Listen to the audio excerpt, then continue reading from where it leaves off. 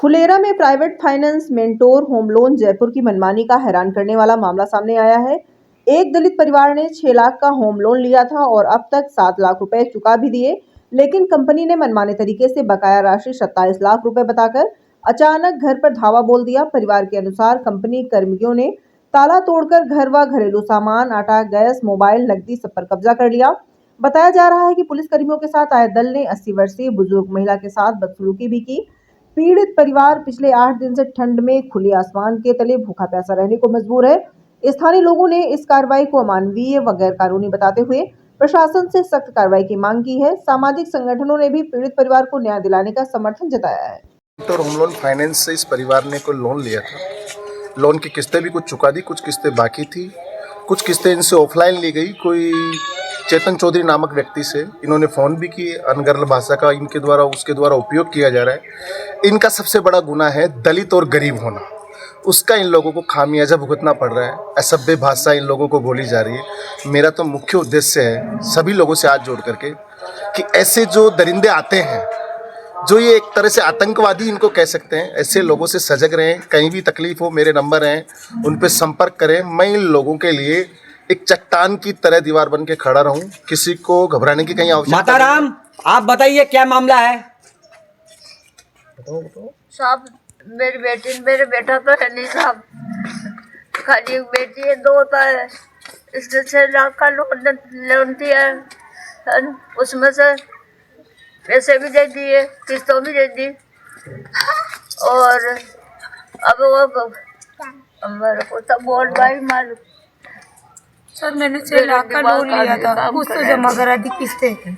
अब आपके यहाँ भोजन व्यवस्था क्या है? यहाँ कैसे भोजन पानी? पड़ोसियों के से 3 दिन तो ऐसे ही पड़े रहे, फिर उनको सबको दिया ही, तो कुछ रहने के लिए, कुछ ओढ़ने के लिए। तो बाहर ही पड़े आप लोग? सर, बाहर ही पड़े। तो आपके लोन कितना लिया था आप लोगों ने? सर, 6 लाख का लोन लिया था। और आपने दे दिया कितना?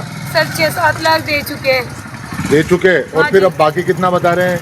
सर, 26 लाख रुपए बाकी बता रहे हैं। ये पाँव में चोट कैसे आई? आपके पाँव दिखाओ, ये कैसे आई? उस दिन ताले जब जुड़ रहे थे, इनसे जबरदस्ती खींचा गया और इनको गिरा दिया गया। तो ये माताजी की चोट, बुजुर्ग महिला के सुरक्षा के साथ इतना बड़ा अन्याय, और ये इनके पैर में बात इसीलिए चोट आई कि इनको खींच करके गिरा दिया गया उन दरिंदों के द्वारा। ओहो। सर, हमें डराया, धमकाया। इनको जाति सूचक शब्दों से बोला गया है। मुझे समझ में नहीं आ रहा। शब्दों का इस्तेमाल किया है आपके साथ? सर, किया था। मेरे बेटे को आपको जब बाहर निकाला गया तो शांतिपूर्ण तरीके से निकाला गया या आपके पर बर्बरता की गई? सर, 3 लेडीज पुलिस थी, वो बोली कि निकलो बाहर जी। वो बोले निकलो बाहर, तो भी अंदर कर देंगे आपको। मेरे बच्चे को धमकाया। मामला है सर, लोन का मामला है।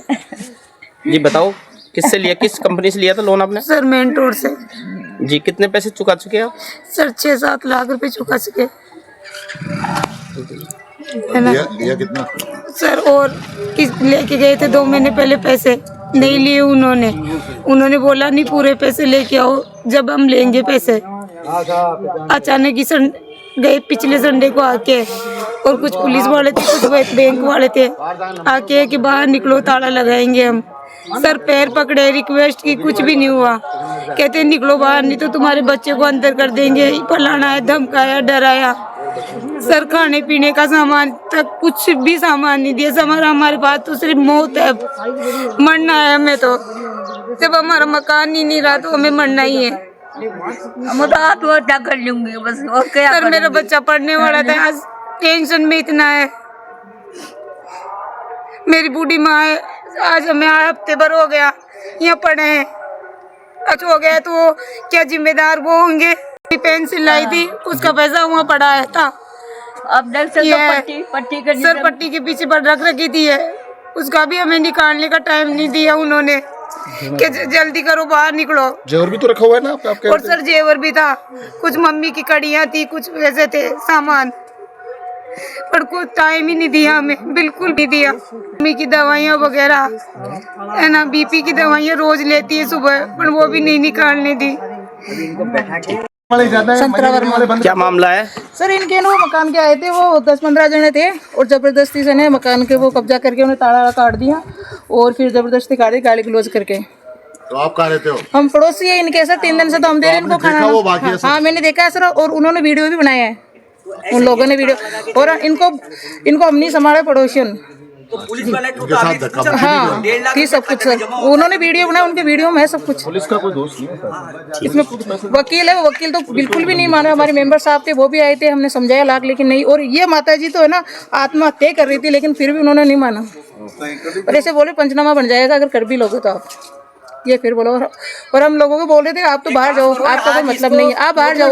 और हमारे जो पड़ोसी नहीं भैया, उनको तो ना धक्के देके बाहर काट रहे थे, पुलिस वाले बाहर काट दिए थे वकील ने, उन्होंने। ठीक। राजेंद्र कुमार वर्मा जी क्या मामला था? ये सर ये मेरे वार्ड, इस वार्ड का मेरा बेटा पार्षद है। इन्होंने मुझे फ़ोन करके बुलाया। उस पहले यहाँ पुलिस और जो बैंक वाले मेंटर बैंक वाले प्राइवेट बैंक है, उन्हें कर्जा कुछ लिया हुआ था इनका, उसके इन्होंने 5-6 लाख रुपए लिए थे, उसके 7 लाख तो चुका दिए। पूर्व में ये 4 लाख रुपए लेके गए हुए थे, जब भी इन्होंने पैसा लिया नहीं इनसे कि नहीं पूरा लेके आओ। फिर अचानक ये तो पुलिस लेके आगे, समय ही नहीं दिया। हम लाख रुपए तो मैक्सिमम उनको कह रहा था भाई मैं जमा करा दूं, अभी इनके ताड़ा मत लगाओ और जमा कराएंगे, पर वो माने नहीं। फटाफट वो तो 10 मिनट में कर करा के सब अंदर इनका सारा सामान रह गया। कोई खाने पीने का सामान भी इनको नहीं निकालने दिया, गोलियां रह गई, दवाएं रह गई, इनके कोई गहने गाटे हैं, पैसे टके सब सारे अंदर रह गए। इनके साथ बहुत जाति की, जिससे ये अब रोड पे पड़े हैं। आज 5-7 दिन हो गए, कोई इनकी सुनने वाला नहीं है, न कोई सरकार सुनने न प्रशासन सुनने वाला। इसलिए हम चाहते हैं कि इनके साथ न्याय हो और जल्दी जल्दी वो कंपनी वाले इनका ताला खोले। पैसा तो धीरे धीरे चुकाएंगे, जो यही चुकाएंगे, पर ये है ना, ये अच्छा इनके साथ अच्छा नहीं किया गया। हम सारे मोहल्ले निवासी, इस वार्डवासी इनके साथ हैं।